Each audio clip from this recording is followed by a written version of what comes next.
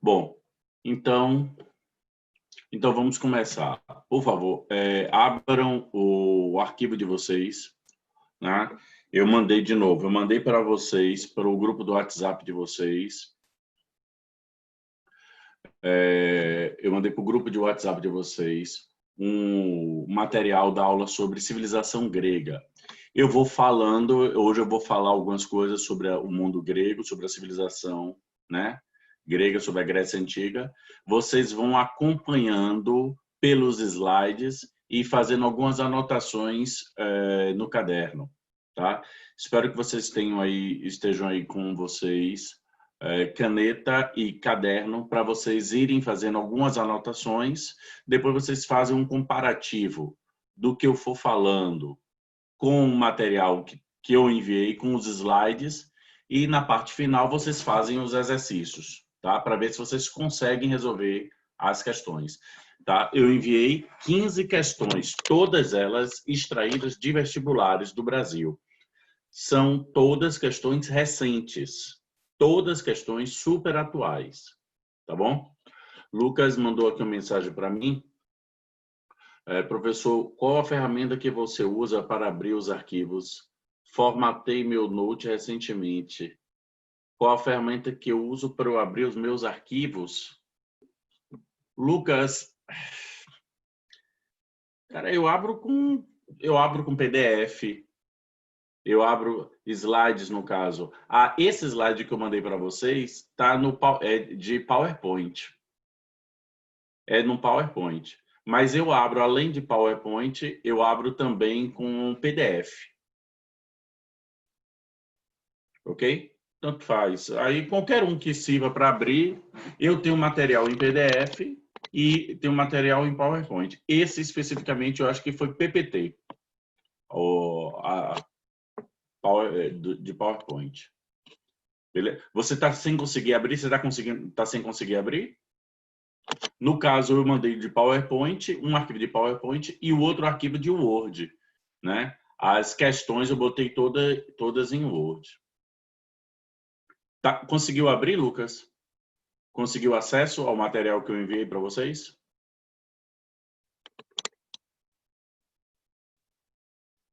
Vou baixar aqui o PowerPoint. Tinha esquecido o nome para baixar. Beleza, meu querido. Tudo tranquilo. Então, vamos lá. Peguem seus cadernos. Deixa eu ver se tem mais alguém aqui querendo entrar. Tem. Rafael aqui ainda bateu agora 7h30, porque 17h30 a aula começa exatamente 17h30, né? Eu vou começando mais cedo para ir botando as pessoas na sala, né? Para ver quem é que está chegando, para a gente ir conversando. Olá, Rafael. Seja bem-vindo, Rafael. Ó, Emily aí também. Emily chegando também. Olá, Emily. Tudo bem? Seja bem-vinda, Emily. Seja muito bem-vinda, Emily. Cadê? Tem Emily Araújo e agora temos Emily Passos também. Emily Passos aqui, chegando aqui também. Está conectando. Olá, Emily Passos. Tudo bem? Seja bem-vindo, hein? Então, nós temos duas Emily na sala. Emily Araújo e Emily Passos. Ok? Então, vamos. Então, a estratégia é: peguem seus cadernos, caneta. Tem esse material que já foi ofertado a vocês, o material em PowerPoint e o material em meu nome? Em Word, que são a lista de exercícios. Eu vou fazer alguns comentários agora para vocês, tá? E gostaria que vocês anotassem algumas dessas informações. Bom, primeira coisa que vou falar aqui para vocês. Consegue me ouvir bem? Sim. Pronto, ótimo. Então, primeira coisa que eu vou falar aqui para vocês. A Grécia. A primeira coisa que a gente tem que saber, pessoal, é saber a localização da Grécia, né? Bom, não há grande dificuldade em saber se localizar a Grécia. Ela fica na chamada na Península Balcânica, tá? Ela fica a leste da Península Itálica, a leste da Península Itálica, tá? Ela corresponde a um território composto por terras, por áreas insulares e áreas continentais. Ela não correspondia a um território unificado, não era um território único, né? Mas ela tinha uma cultura. E aí, quando eu falo de cultura, nós estamos falando de língua, de religião, de costume, compartilhada por uma grande população.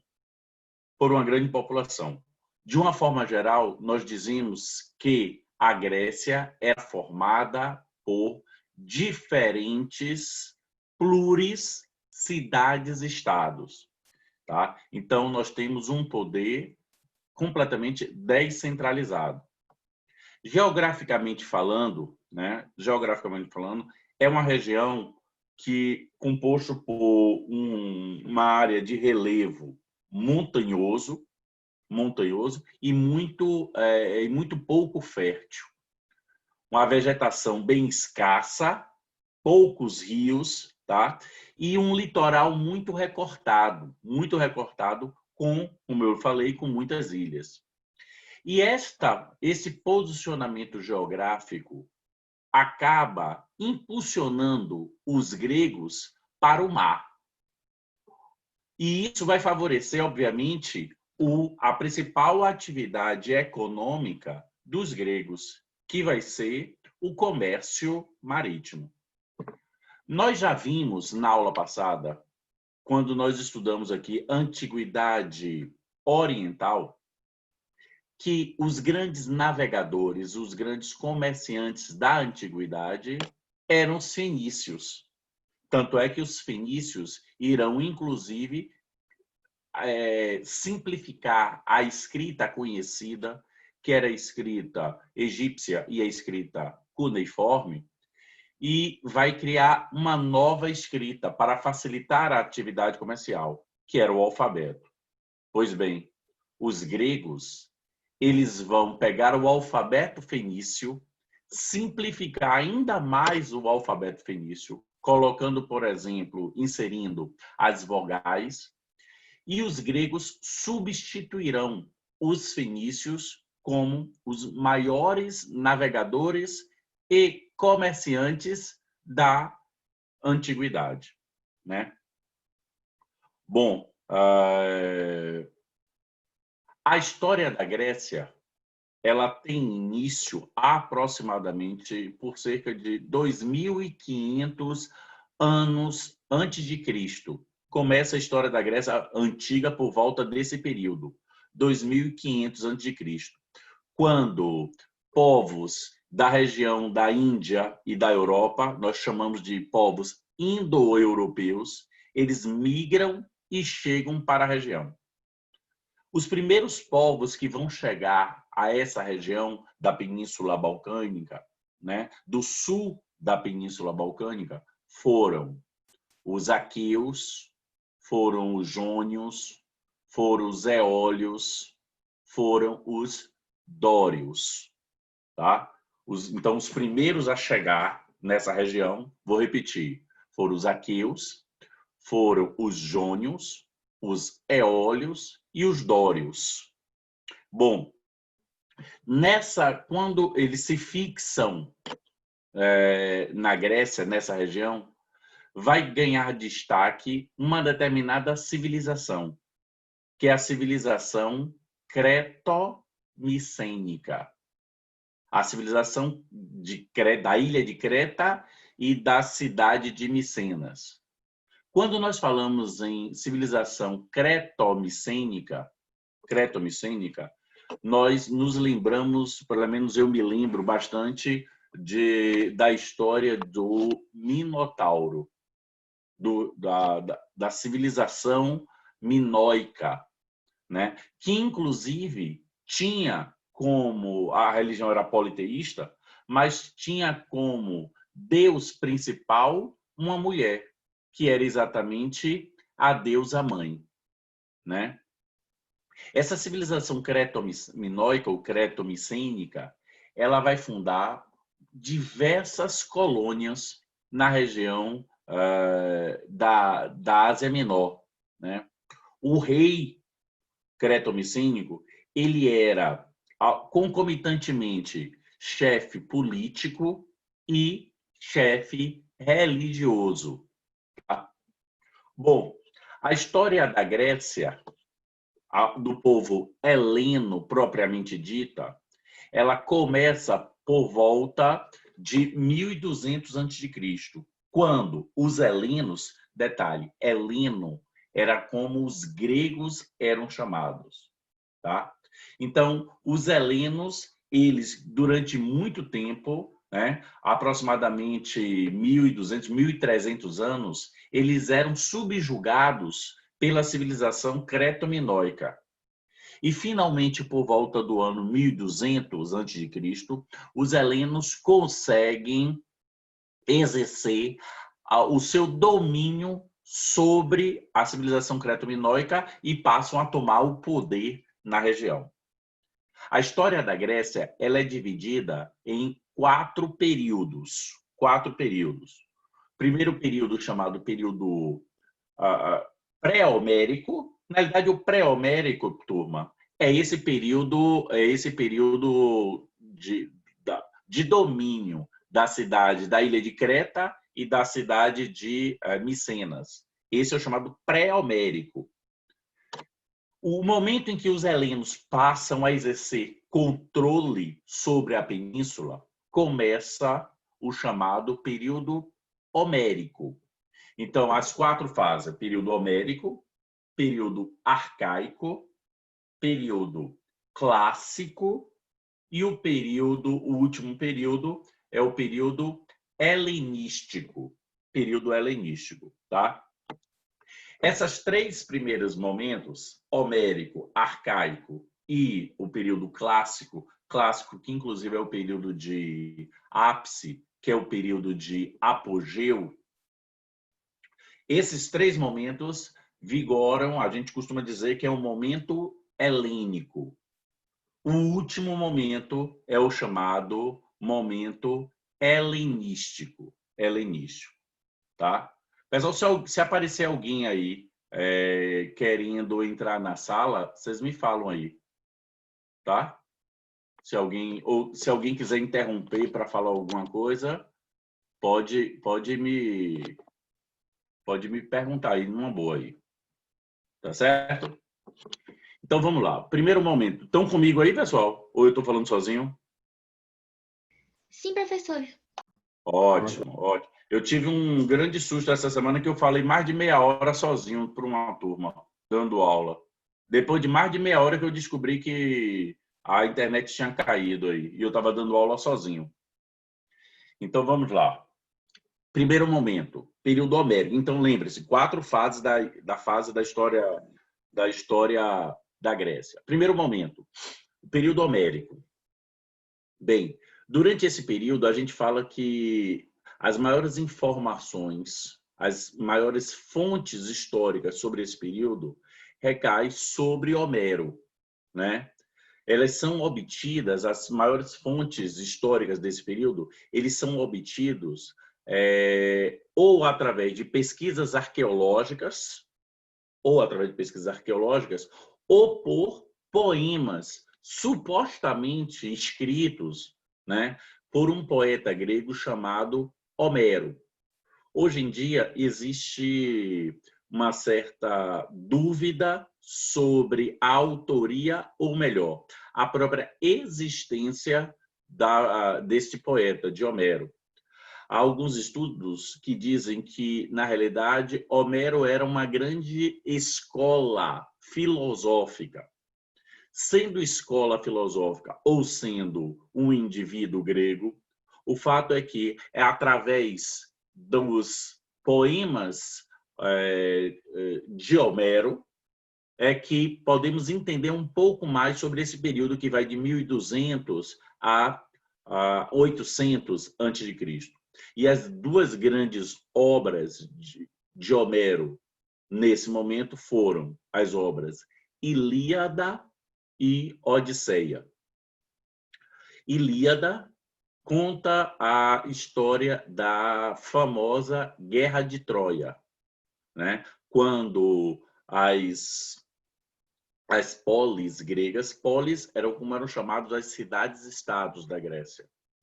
Eles se unem para atacar Troia. Se convencionou dizer que o grande objetivo, a grande causa motivadora da Guerra de Troia foi o sequestro da rainha de Esparta, Helena de Esparta, que depois passou a ser chamado de Helena de Troia, por um príncipe troiano chamado Paris, né? Os príncipes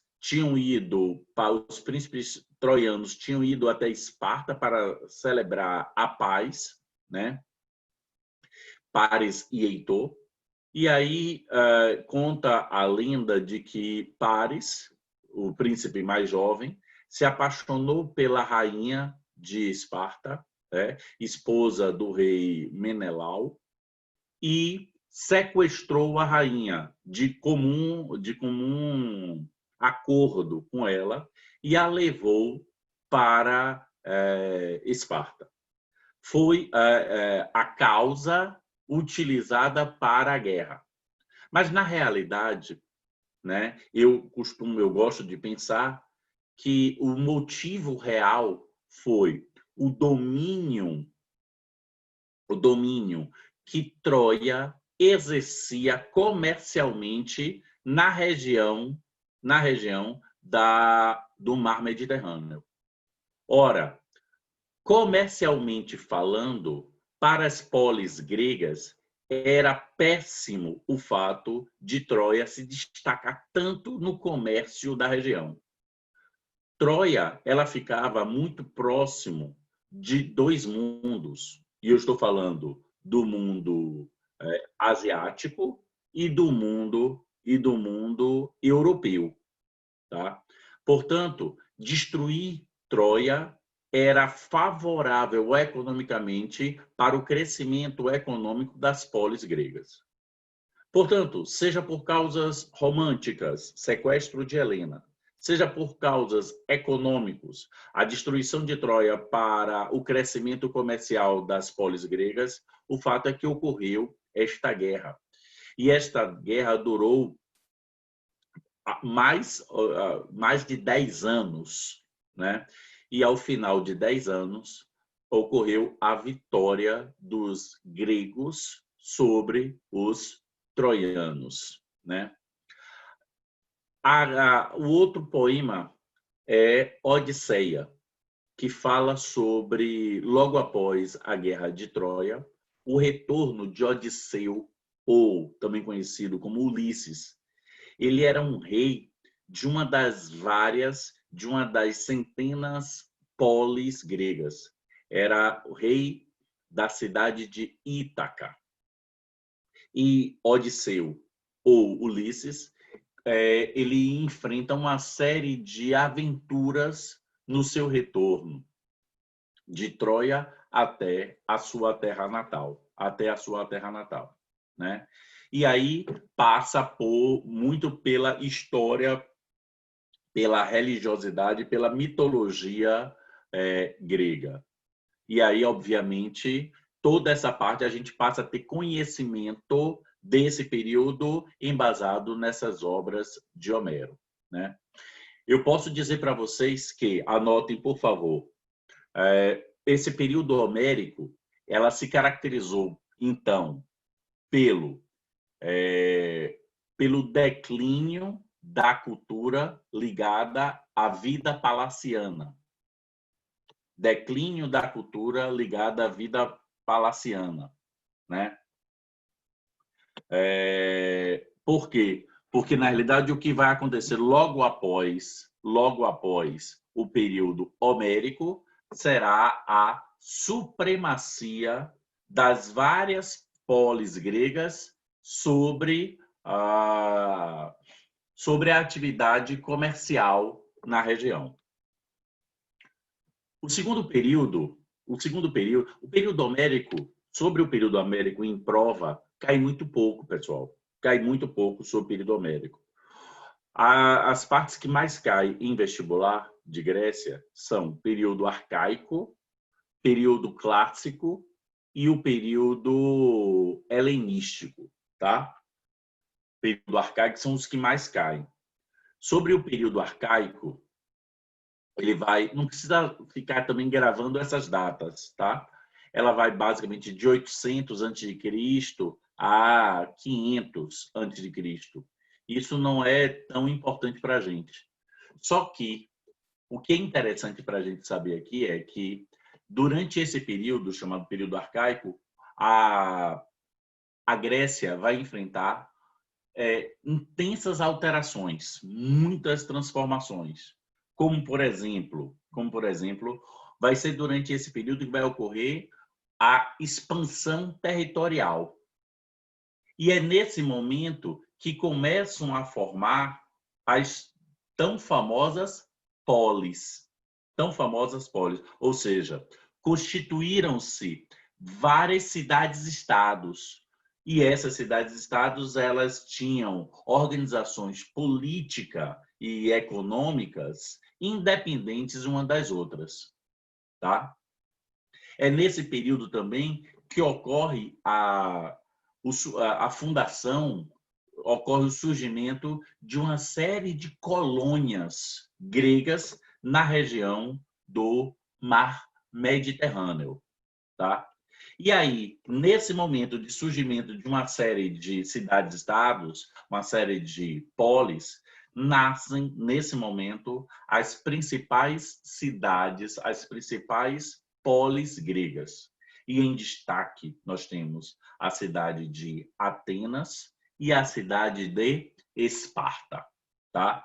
Bom, esta é a parte principal quando nós falamos sobre o período arcaico, o surgimento de Atenas e o surgimento de Esparta. E aí, quando o vestibular lhe pergunta, alguma questão pode vir a te questionar sobre isso, ele vai perguntar quais são as principais características da polis ateniense e da polis espartana, tá? Então, o que é que vocês têm que saber sobre isso? Que Atenas, ela foi fundada pelos jônios. Você lembra logo no início eu falei, vários povos migraram para essa região. Os jônios foram entre eles. Portanto, os jônios, eles foram os fundadores da polis ateniense, tá? Eles se fixam na região da planície da Ática, da Península Ática, né? Muito próxima ali ao Mar Egeu. Então, funda uma cidade muito próxima ao mar. Não é à toa que, em função das terras serem pouco férteis e a sua proximidade do Mar Egeu, né? Atenas, ela vai se destacar como tendo como sua principal atividade econômica o comércio marítimo. Quando nós falamos ainda de Atenas, nós podemos falar sobre a questão da evolução política. Atenas, ela conheceu vários tipos de... ela conheceu várias formas de governo. Obviamente, quando nós falamos que forma de governo mais a gente se lembra ou mais é cobrado quando nós falamos de Atenas? As pessoas podem falar, olha, a democracia. Democracia foi originado na cidade ateniense. Mas é interessante a gente saber que antes de surgir a democracia em Atenas, existiram várias outras formas de governo, como, por exemplo, a monarquia, a oligarquia, a tirania, e aí vem a democracia. Aí vem a democracia. Bom, então não foi exclusiva, tiveram várias outras, tá? O que que era a chamada monarquia? A monarquia caracterizava-se quando o rei, né, ele tinha plenos poderes em suas mãos e normalmente esse rei, ele era auxiliado por um conselho de anciãos. Esse conselho de anciãos que auxiliava o rei em suas decisões era chamado de areópago. Areópago, ok? Então, areópago era o conselho de anciãos, né? Que tinha por finalidade auxiliar o governante, o chefe do executivo em suas decisões.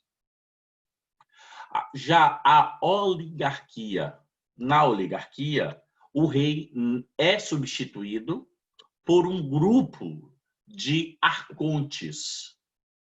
Então, não tem mais rei na oligarquia.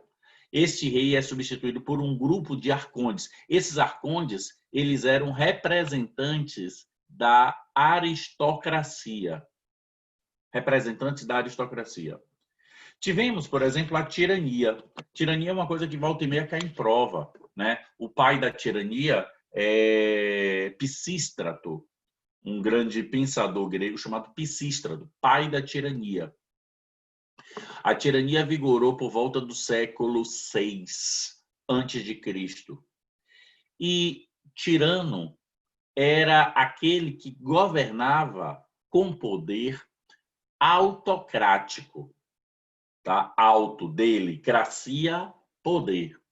E aí sim, por volta do século V, que é o período áureo, que é o período chamado período clássico, vem a democracia. O pai da democracia grega é um pensador chamado Clístenes. O pai da democracia. E o que vem a ser a democracia? Democracia, ela é uma espécie de Assembleia Geral dos Cidadãos. Todos os cidadãos participavam das decisões. Porém, tinham que ser homens e cidadãos atenienses, portanto, descendentes dos jônios. Estrangeiros, escravos, mulheres não faziam parte das decisões políticas. Não faziam parte das decisões políticas, tá? Bom, e aí a gente fala assim, ainda em Atenas, a gente pergunta como era formada, então, a sociedade ateniense. Como é que essa sociedade era formada? Então, vocês podem botar aí. Bom, a sociedade, ela tinha, a princípio era dividida em 3 partes. A princípio. A primeira parte eram os cidadãos, né? Que eram chamados de eupátridas, que eram os cidadãos. Esses cidadãos eram exatamente os homens adultos, né? Filhos de pais e mães atenienses, né? A outra divisão era os metecos. Esses metecos, eles eram os estrangeiros. E esses metecos, como eu disse alguns segundos atrás, eles não tinham direito de participar da vida política. Eles ficavam à margem, eles eram pessoas livres, porém, eles não podiam gozar de direitos eleitorais. E, por fim, existiam os escravos. Detalhe, a partir de agora, e agora eu estou falando da antiguidade clássica, antiguidade ocidental, o modo de produção vai mudar. Até então, até a aula da semana passada, eu falei que nos povos da antiguidade oriental, o modo de produção era modo de produção asiático, caracterizado pela servidão coletiva. A partir de agora, o modo de produção vai mudar. Passa a ser modo de produção escravista. Portanto, os escravos, eles eram prisioneiros de guerra ou filhos de escravos. Detalhe, podiam também ser escravos, havia também a chamada escravidão por dívidas, tá? Então, essas eram as primeiras, as maneiras mais costumeiras de se tornar, de você se transformar em escravo. Prisioneiro de guerra ou filho de escravo. Também havia essa outra possibilidade que eu aventei aqui, que era por dívida. Tá? Pode falar. Essa revolução que você falou relacionada à democracia, ela vem de transição entre a antiga e a clássica, né? Exatamente, porque a democracia ela data do século V. O século V, o antigo e o clássico, você falou... Peraí, a democracia é século V a.C. Nós já estamos na antiguidade clássica. Sim. A gente já está na antiguidade clássica. Quando a gente fala de antiguidade clássica, a gente está falando de civilização grega. Agora, mesmo antes de existir a democracia na Grécia, quando existia ainda a tirania, a oligarquia ou a monarquia, já era antiguidade clássica. Só que existiam outras formas de governo antes da democracia. Por exemplo, questão clássica. A única forma de poder de governo que existiu na Grécia foi a democracia. Falso. Existiram várias outras, porém, a de maior destaque foi a democracia. Beleza. E, professor, você falou de Clístenes aí, mas também que eu vejo direto é Péricles. Qual é que ele fez? Eu não lembro. Bom, Clístenes, ele é chamado o pai da democracia, foi o criador. Péricles, ele é do período clássico, período de apogeu. Péricles, ele era o governante da cidade de Atenas. Então, ele era o grande governador da cidade de Atenas. E durante o governo de Péricles, que é exatamente também conhecido como o século de Péricles, ou o século de ouro, que é o século V a.C., tá? Ele vai embelezar bastante a cidade de Atenas. Atenas vai ganhar uma importância na região que nunca tinha conseguido até então. E Péricles, né? Péricles é contemporâneo das chamadas guerras médicas, que foi a guerra dos gregos contra os medo-persas. Lembra dos medo-persas que eu falei da aula passada? Então, o contemporâneo, nessa época, o governante de Atenas era Péricles. Resultado, Péricles, estou só adiantando um pouquinho o que eu ia falar por causa da sua pergunta. Péricles, ele vai pegar e vai criar uma liga com o objetivo de angariar recursos, fundos financeiros, para proteger Atenas e as demais polis gregas de um possível novo ataque dos medo-persas. Só que como esse ataque não vinha e não ocorreu, só existiram dois ataques dos persas sobre Atenas, esse dinheiro começou a ser desviado por Péricles. O dinheiro que pertencia a uma liga a todas as cidades-estados, essa liga era chamada de Liga de Delos. Esse dinheiro começou a ser desviado por Péricles e ser investido na cidade de Atenas. Obviamente, algumas cidades, estados se sublevam, se revoltam contra essa atitude, e em destaque nós temos Esparta. E a Esparta se subleva, Esparta vai fundar uma nova liga ou confederação chamada Liga ou Confederação do Peloponeso, e vai entrar em conflito com a Liga de Delos. E aí vai ocorrer uma guerra civil, uma guerra interna. Estamos no período clássico que ocorreu essa guerra. A guerra entre Atenas e Esparta, a Liga de Delos contra a Liga do Peloponeso. E aí foi vitorioso para Esparta. Foi vitorioso para a Liga do Peloponeso. E aí, tudo bem? Respondido para você? Comparando... Professor, Diga. eu tenho uma dúvida pequena, é mais para eu me encontrar mesmo. A gente Diga. saiu do homérico e a gente foi para qual? Desculpa. Ó, o primeiro momento é aquela fase de domínio creto-micênica, é o chamado pré-homérico. Certo. Depois a gente entra no período homérico. Ok. Depois do homérico, a gente está no período arcaico.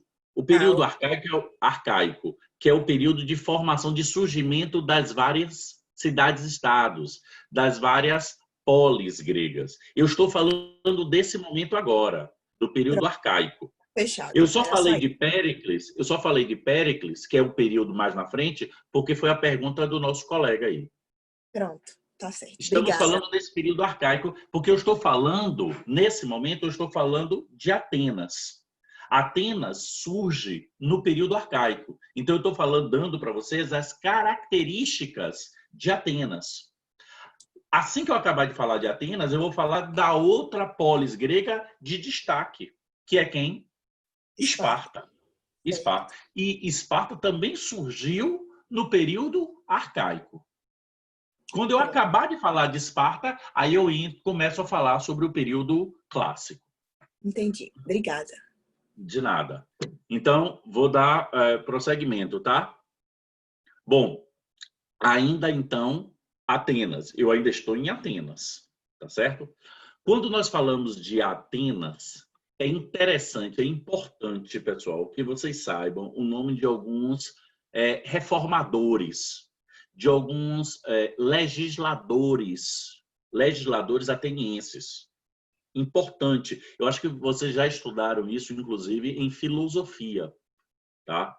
Pessoas como... E aí eu queria realmente que vocês anotassem o nome deles. São eles. Solon. Pode vir a cair o nome dessas pessoas em prova de vocês. Pode ser em alternativas, tá? Então, Solon é o nome de um grande reformador. O que Solon fez para Dino pedir para eu anotar o nome dele? Solon, ele vai acabar com a escravidão por dívida.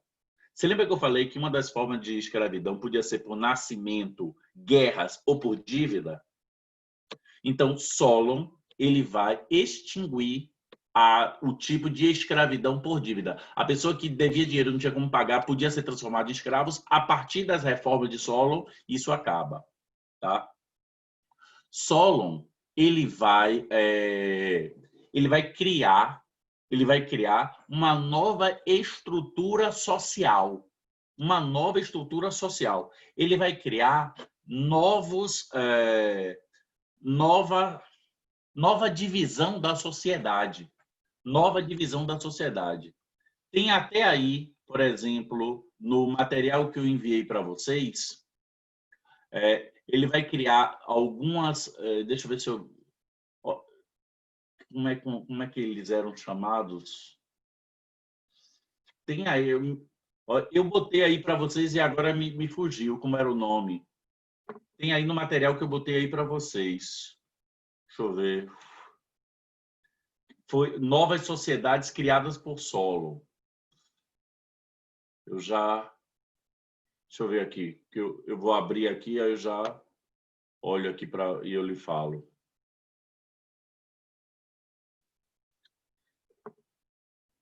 Ele vai, é porque para mim aqui agora ele não está abrindo aqui, mas ele vai criar três novas divisões da sociedade. Lembre-se que antes só tinham os eupátridas, metecos e escravos. Vão ser os georgóis, demiurgos e tetas, me lembrei. Então ele vai criar os georgóis, demiurgos e tetas, tá? Tem no material do slide, tá? Que tá aí, que eu enviei para vocês. Georgóis, demiurgos e tetas. Todos esses eram considerados cidadãos, tá? Vai ser também de Solon, ele vai criar uma espécie de assembleia popular. E essa assembleia popular é chamada de eclésia. Então, vai ser a eclésia também será criado por Solon, assim como também vai criar um outro conselho executivo chamado Bulé. Para auxiliar a Bulé, serviria para auxiliar a administração da cidade. Um outro reformador, um outro legislador ateniense famoso é um chamado Pisístrato. Pisístrato, ele foi o fundador, o criador do sistema da tirania. Pisístrato, ele vai fazer reforma agrária na Grécia, tá? Ele vai realizar uma série de medidas públicas, ele vai investir nas artes, ele vai investir em atividades festivas, em atividades religiosas, tá? Tirania, o tirano, não era necessariamente uma pessoa ruim. O tirano era uma pessoa autocrática. O poder não estava dependendo de outros conselhos. O poder estava nele. Ok? Temos Clístenes, que é considerado o pai da democracia. Clístenes, o pai da democracia. E uma coisa também que Clístenes vai criar, eu espero que vocês saibam o que é isso que eu vou falar aqui agora, que é o ostracismo. Já ouviram falar do ostracismo? Já ouviram falar de ostracismo? Sim Já. ou não? O que vem a ser ostracismo? Na verdade, eu já vi o termo sobre ostracismo religioso. É a mesma coisa? Sim. Só. Agora, o que professor? significa o ostracismo religioso? É confiscar os bens, não? Confiscar os bens. Uma outra pessoa pediu para falar. O ostracismo seria quando, depois que a pessoa comete um certo delito, ele era exilado da sociedade. Perfeito, perfeito. Na realidade, era o expurgo, ostracismo, que foi criado também por Clístenes, era o expurgo do indivíduo daquela sociedade. Ele perdia os seus direitos de cidadão daquela cidade por um lapso de 10 anos. Eu fiz uma analogia agora, nesse momento, do ostracismo, já que ele perde os seus direitos de cidadãos por 10 anos, com o impeachment. Já que a pessoa que sofre impeachment, ele perde os seus direitos eleitorais por 8 anos. Talvez as raízes históricas do impeachment nos remontem à prática de ostracismo que vem de Clístenes. Não é isso? Se caísse uma questão para fazer uma questão de redação falando sobre o processo de impeachment, eu acho que eu colocaria como formação, como conceituação, eu citaria ostracismo criado por Clístenes e tentaria fazer essa analogia, porque o indivíduo perderia todos os seus direitos de cidadão de Atenas por um lapso temporal de 10 anos. E o impeachment, ocorreria a perda dos seus direitos políticos por um período de 10 anos. 10 anos. Tá? Bom, e, obviamente, nós temos depois esses são os principais pensadores que eu eu marcaria para vocês, tá? Deixa eu ver. Esparta. Agora vamos falar de Esparta. Bom, Esparta, eles foram fundados pelos dórios. Os dórios eram os povos, considerados os povos mais violentos que tinham, tá? Eles fundaram a sua cidade no interior da península do Peloponeso. Portanto, enquanto que a maior parte das polis foram fundadas próximo ao mar, na costa, e aí tinham como principal atividade econômica o comércio marítimo, Esparta não. Esparta foi fundada no interior, numa região chamada de Lacônia, na península. Portanto, a sua principal atividade econômica era a agricultura. Perceba que Esparta ela é considerada uma cidade atípica. Ela é uma cidade diferente das outras. A sua base é uma base agrária. E detalhe, agrária voltada para a guerra. Voltada para a guerra. É famoso, por exemplo, a questão da educação espartana, né? A educação espartana. Tem, por exemplo, naquele filme 300, né? E logo no início do filme tem a história da formação da criança, do jovem espartano. O menino espartano, ele ficava sob a tutela da sua família até os 7 anos de idade. Depois dos 7 anos de idade, a criança era entregue para a responsabilidade do Estado para a sua formação, né? É basicamente, aí a gente faz a conexão também com hoje, né? A educação no Brasil, ela é obrigatória, a criança fica com a família, né? Agora, quando a criança passa a ter, se eu não me engano, são 6 anos, a família é obrigada a colocar a criança numa escola. E é obrigação do Estado fornecer educação para essa criança. Tá? Havia algo similar no mundo espartano, e era com 7 anos de idade. Professor, Opa, eu tomei até um susto. Diga. quando você falou da economia de Esparta, além de voltada para a guerra, era voltada para a agricultura ou não? Agricultura. Eles eram guerreiros, eminentemente guerreiros, né? Agora, como eles estavam, a principal atividade econômica deles era a agricultura, enquanto que a principal atividade econômica de Atenas e de várias outras polis era o comércio marítimo. Atenas, ela se voltava principalmente para a formação de filósofos, de pensadores, de oradores, ok? No caso de Esparta, havia formação militarizada.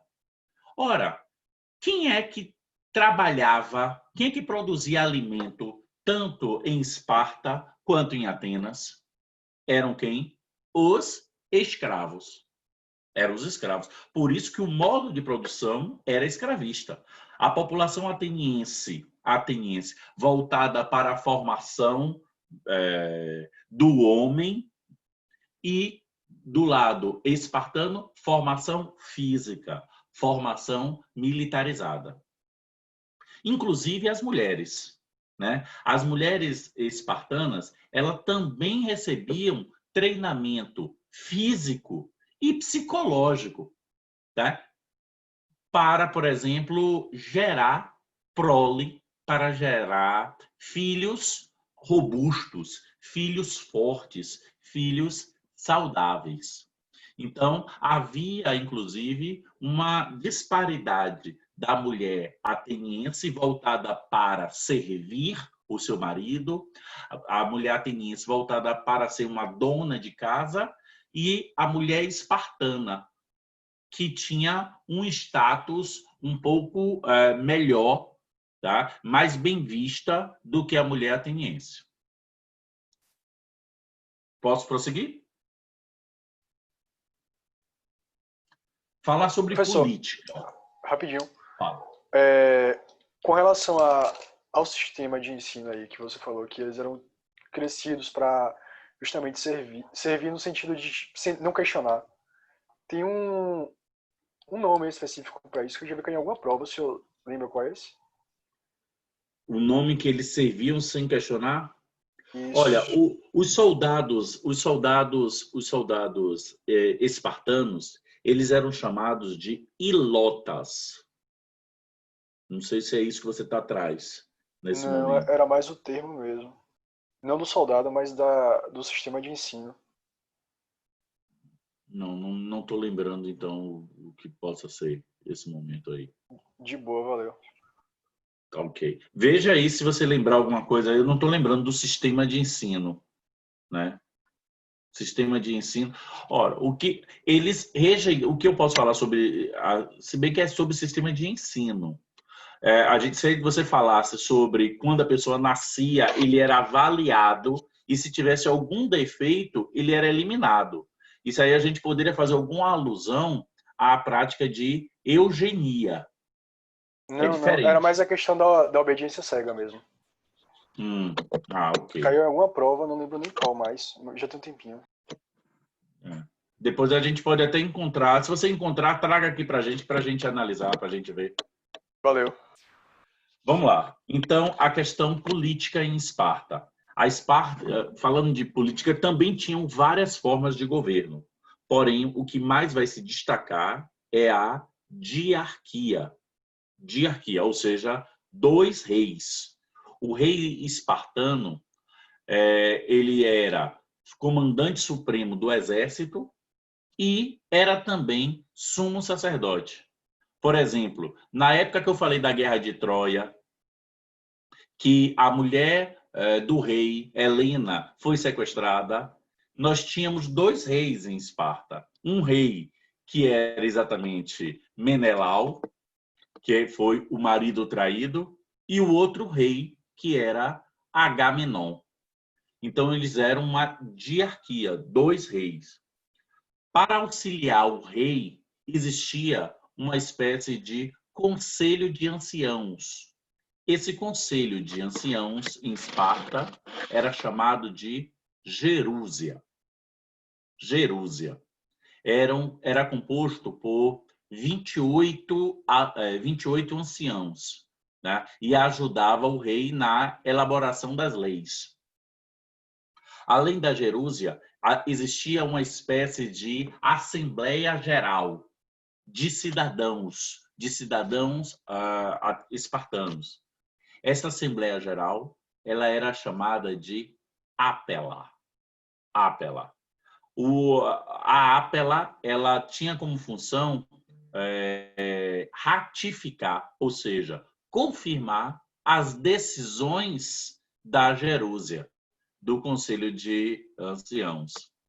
E, por fim, existiam os éforos. Os éforos era composto por 5 membros, 5 pessoas, normalmente anciãos, tá? E esses éforos, eles desempenhavam a função de fiscalização do rei. O rei, para tomar alguma atitude, tinha que ter a anuência dos éforos. Eu imagino que os éforos fossem uma espécie de, hoje, guardada as devidas proporções, os éforos seriam uma espécie de STF, do Supremo Tribunal Federal hoje. Tá? A Gerúsia é como se fosse o Senado Federal e a Apela era como se fosse a Câmara de Deputados Estaduais, né? E como era formada a sociedade? E a sociedade espartana? Então, nós tínhamos 3 partes, divisão de três momentos. O primeiro chamado eram os cidadãos espartanos, chamados de esparciatas, ou simplesmente espartanos, né? Existiam os periecos, que eram homens livres. Normalmente, os periecos eram povos derrotados de guerra, mas que aceitavam pacificamente serem submissos dos espartanos. E havia os ilotas. Os ilotas eram os escravos. Os escravos. Havia diferença do escravo ateniense para o escravo espartano? Sim, havia. O escravo espartano, ele era escravo do Estado. E em sendo escravo do Estado, tá? Eles não poderiam ser vendidos, tá? Eles não poderiam ser vendidos. Eles eram pertencentes ao Estado. Eles não tinham direitos sociais, eles não tinham direitos econômicos, eles eram obrigados a trabalhar pelo Estado. Mas, diferentemente do escravo ateniense, que podiam ser negociados individualmente. No caso de Esparta, não. Aí, pessoal, nós entramos no terceiro período da história. Aí a gente sai do período arcaico, e aí o período arcaico, eu me preocupei aqui de falar sobre o surgimento e as características de Atenas e de Esparta. Aí a gente entra aqui para falar sobre o período clássico. Diga. Ô, professor, porque em meio às informações, você poderia repetir, por favor, sobre a diarquia, que eles poderiam ser o sumo sacerdote e o outro que eu acabei me perdendo e não... Eles eram sumo sacerdote, eu falei que eles eram sumo sacerdotes e eles eram comandantes do exército. Ou seja, ele era chefe político e chefe religioso. Comandante supremo do exército. Beleza? Luane, né? Luane e Luana.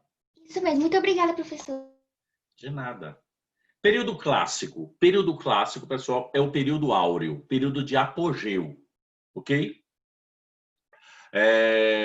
Esse período é o período em que a Grécia estava em guerra, entrou em guerra, tá?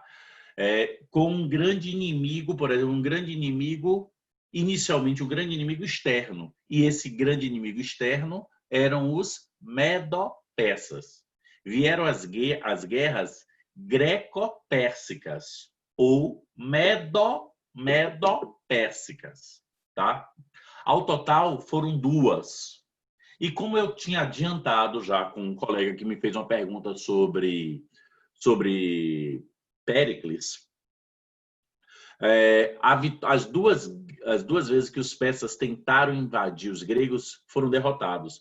Inclusive, tem aquele filme no 300, a grande batalha na região das Termópilas, né? Envolvendo os soldados de Leônidas, rei dos espartanos, né? Você vê que alguns filmes são produzidos tentando contar um pouco sobre essa história. Bem, vitória dos gregos, mas o temor ainda era muito grande. E aí Péricles resolve criar uma liga ou uma confederação, chamada Liga ou Confederação de Delos, que eram basicamente cidades-estados, né, que ataques dos persas pagavam tributos a esta liga e esses tributos, esta arrecadação, ela era presidida, ela era controlada por Atenas, por Péricles. Mas os anos começam, os anos se passam e a guerra não vem. E aí Péricles resolve utilizar os recursos da Liga de Delos para embelezar a cidade. Resultado, Esparta se revolta e forma uma nova liga, chamada Liga do Peloponeso. Tá? E aí, por volta do ano 430 até o ano 400, entre 430 e 400 a.C., vem uma outra guerra. Agora uma guerra interna, uma guerra intestina, uma guerra envolvendo Atenas e Esparta. Esta guerra recebe o nome de Guerra do Peloponeso. Peloponeso, tá? E aí ocorre a vitória dos espartanos. Qual vai ser a principal consequência da vitória dos espartanos? Qual vai ser a principal consequência da vitória da Liga do Peloponeso? Perceba que eu falei logo no início que Esparta ela era considerada uma cidade atípica. Esparta era considerada uma cidade diferente das outras polis, né? Enquanto que a maior parte era muito próxima de Atenas nas suas características, no fato do comércio, Esparta era diferente. Ora, a grande consequência vai ser o enfraquecimento das cidades-estados gregas. O enfraquecimento das cidades-estados gregas. E logo depois vai ocorrer a conquista da Grécia por um outro império, um império mais ao norte da Península Balcânica, que era o Império Macedônico, liderado por Alexandre o Grande, né? Filho de Filipe II da Macedônia, Alexandre Magno ou Alexandre o Grande. A vitória de Alexandre Magno, Alexandre o Grande, sobre as polis gregas marca o fim do período clássico e início de um novo momento, chamado período helenístico. Professor, ok, então o período helenístico marca a vitória de um outro povo subjugando os helenos, certo? Subjugando os gregos, certo? Então, qual vai ser a principal característica desse período? A principal característica que eu posso citar aqui para vocês vai ser a fusão da cultura grega com as tradições de outros povos. A fusão da cultura grega com característica de povos não gregos, não helenos, como, por exemplo, os macedônicos, os africanos, os asiáticos. E aí vai pegar esta cultura, Alexandre da Macedônia, vai pegar a cultura grega, valorizar a cultura grega e, ao invés de destruir, ele vai expandir a cultura grega por outros povos. O Império Macedônico será o maior império da antiguidade. A gente costuma achar que o maior império que existiu foi o Império Romano. E não foi. O maior império da antiguidade foi o Império Macedônico. No entanto, ele chegou da Europa à China. Ele dominou o Egito, ele dominou os fenícios, ele dominou os hebreus, ele dominou a Mesopotâmia, ele dominou os persas e ele chegou até a Índia. A questão é que o Império Macedônico, assim como cresceu rapidamente, ele também desapareceu muito rapidamente, né? A morte prematura de Alexandre o Grande levou à derrocada, à queda, à destruição do seu império. Para concluir a aula, temos que falar sobre legado. Qual foi o grande legado dessa civilização, né? É claro que a gente tem aqui como legado, a gente pode falar da arte, a arte grega, né? Principalmente quando a gente fala aqui, por exemplo, do teatro, o teatro grego, né? Com gêneros como, por exemplo, a tragédia, a comédia. E quando a gente fala do teatro grego, a gente lembra os principais representantes foram Sófocles, foram Ésquilo, foram Eurípides, né? A gente pode falar, por exemplo, da filosofia grega, e aí a gente lembra de Sócrates, a gente lembra de Platão, a gente pode lembrar de Aristóteles, né? A gente pode falar de Tales de Mileto. Então, na realidade, pessoal, é uma civilização muito rica que conheceu o seu apogeu durante o período, a origem das cidades-estados no período arcaico, né? O desenvolvimento de Atenas e Esparta no período arcaico, o seu apogeu no período clássico, principalmente com a supremacia ateniense, depois veio a guerra externa e depois uma guerra interna, e depois a sua derrocada com o período, com o chamado período helenístico. Porém, quero fazer alusão a vocês que esse período helenístico marca não pela destruição da cultura grega, e sim a sua divulgação da cultura grega por outros povos. Pronto. Eu acho que era isso. E aí? Vamos lá. Professor, o senhor poderia, por favor, repetir o criador da Liga da Peloponesa lá na primeira guerra externa entre Atenas e Esparta, por favor? Péricles. Péricles. Ah, ok. Péricles. Não foi da Liga... Não. Atenas. Ah, não, me confundi. É porque, assim, teve a primeira liga que Péricles criou, mas essa Liga de Peloponesa foi que esse próprio autor ele criou. A Liga do Peloponeso, teve a Guerra do Peloponeso. A Guerra do Peloponeso foi a Guerra da Liga de Delos, Liga ou Confederação de Delos, contra a Liga ou Confederação do Peloponeso, liderada por Esparta. O motivo foi a utilização dos recursos da Liga para embelezamento da cidade de Atenas. E os recursos não eram de Atenas, né? Esse foi o período áureo, o período de apogeu, chamado século de ouro, ou século de Péricles. Pessoal, tem um material em slides que vocês podem acompanhar, né?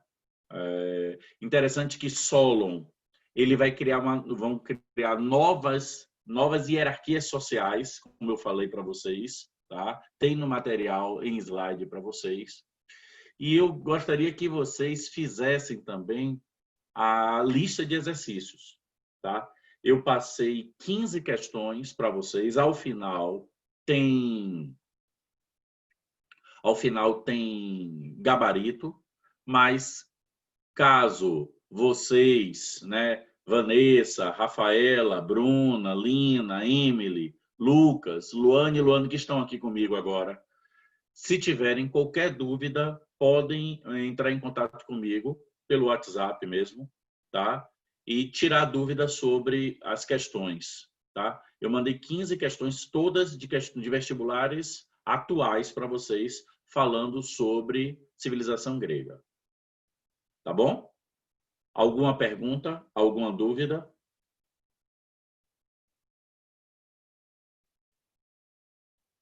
Então, já que não há dúvida, tudo tranquilo, estou disponível, reitero que estou disponível para tirar dúvidas se vocês tiverem, tá? Pelo grupo, pelo WhatsApp, pode mandar para mim que eu respondo quaisquer dúvidas que vocês.